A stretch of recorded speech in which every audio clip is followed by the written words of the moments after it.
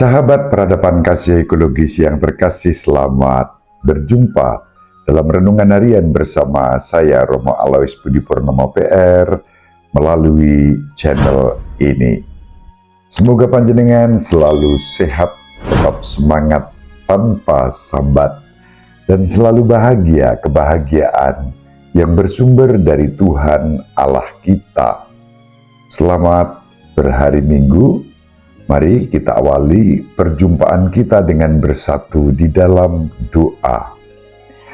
Allah Bapa yang Maha Pengasih dan Penyayang, kami bersyukur kepadamu karena Tuhan Yesus Kristus yang menyatakan hukum terutama, yakni kasih kepada Allah dan kasih kepada sesama. Semoga kami Kau mampukan untuk menghayati, menghidupi, dan mewujudkan hukum tersebut di dalam kehidupan kami sehari-hari, demi Kristus Tuhan dan pengantara kami yang hidup dan berkuasa bersama Dikau dalam persatuan Roh Kudus, Allah yang Maha Esa sepanjang segala masa. Amin. Sahabat peradaban kasih ekologis yang terkasih, mari kita baca Injil Matius bab 22 ayat 34 sampai 40. Ketika orang-orang Farisi mendengar bahwa Yesus telah membungkam orang-orang Saduki, berkumpullah mereka.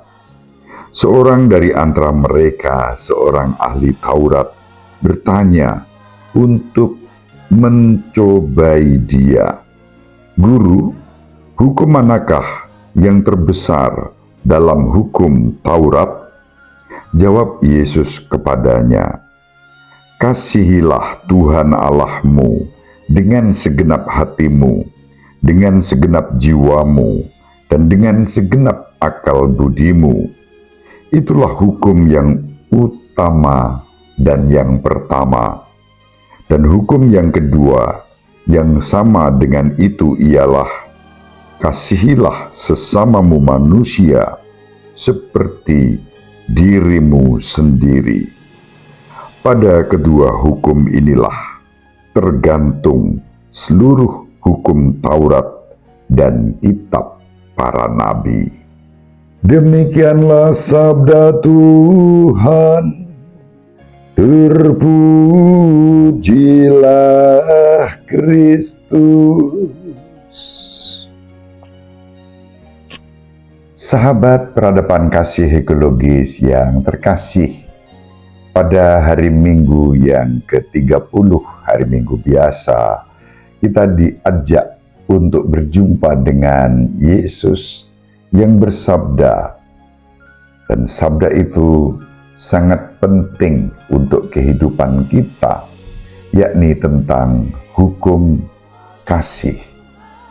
Menjawab pertanyaan ahli Taurat yang disampaikan kepada Yesus untuk mencobai dia, Yesus mengutip kitab Ulangan bab 6 ayat 15 sebagai hukum yang pertama, yakni kasihilah Tuhan Allahmu. Kelengkapan atas sabda ini dapat kita baca dalam teks lain, bahwa kita dipanggil untuk mengasihi Allah dengan segenap jiwa, dengan segenap akal budi, dengan segenap hati, dan seluruh kehidupan kita.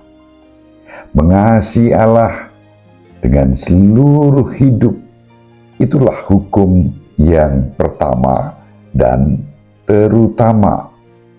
Namun, hukum yang pertama ini sebagai hukum utama tidak bisa dilepaskan dari hukum yang kedua, yakni kasihilah sesamamu manusia seperti mengasihi diri sendiri. Yesus dalam hal ini mengutip kitab Imamat bab 19 ayat 18. Kedua kutipan itu digabungkan oleh Yesus untuk menjawab pertanyaan ahli Taurat yang maksud dan tujuannya tidak baik, yaitu untuk mencobai Yesus. Sahabat peradaban kasih ekologis yang terkasih, bagi orang-orang Yahudi, terutama para ahli Taurat, tentu kutipan-kutipan itu sangat dihafal. Bahkan atas kutipan yang pertama, "Kasihilah Tuhan Allahmu," orang-orang Yahudi menjadikan kutipan ini sebagai doa yang setiap hari diucapkan sebagai doa. Bahkan mereka menuliskan kutipan itu di dalam tubuh mereka. Suatu sikap yang dalam arti tertentu sangat baik, mendarah dagingkan hukum kasih kepada Allah.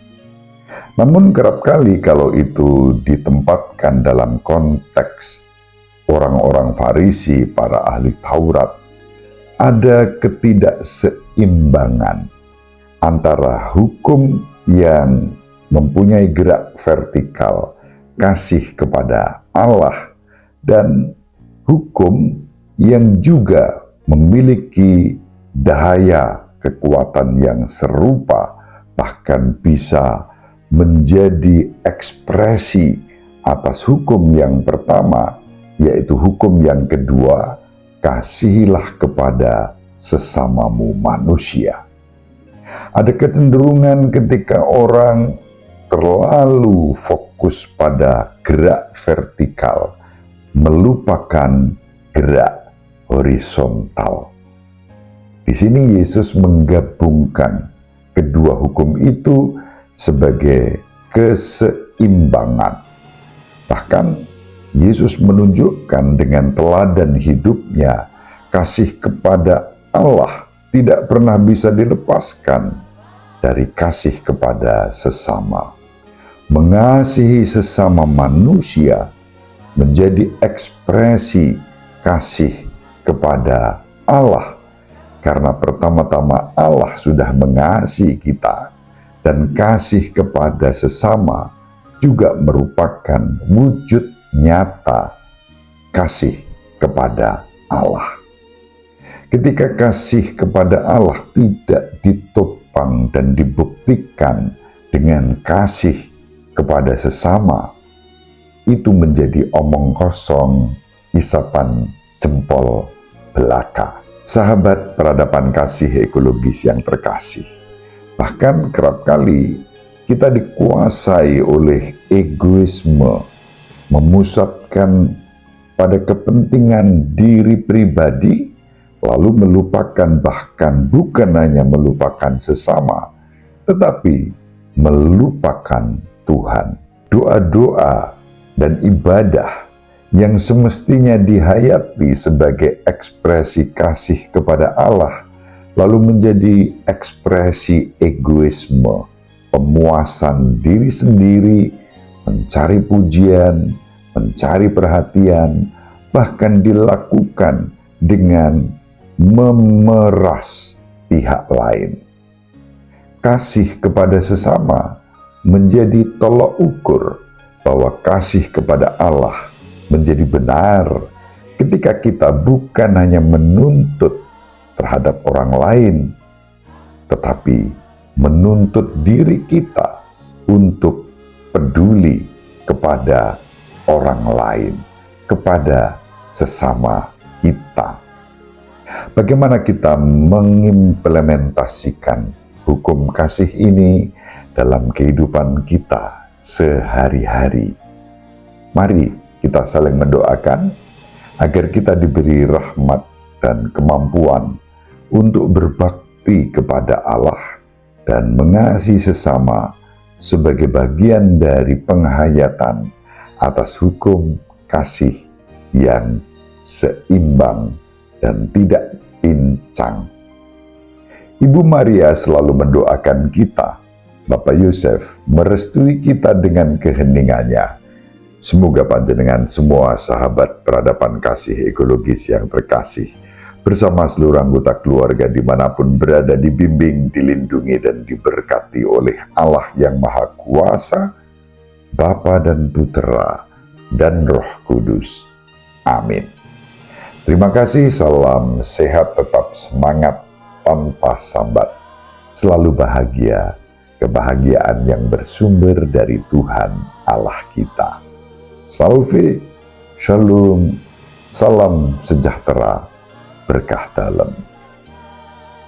Sahabat peradaban kasih yang terkasih, sampai jumpa pada episode berikutnya. Terima kasih atas kebersamaan kita. Salam peradaban kasih dan ekologis, berkah dalam.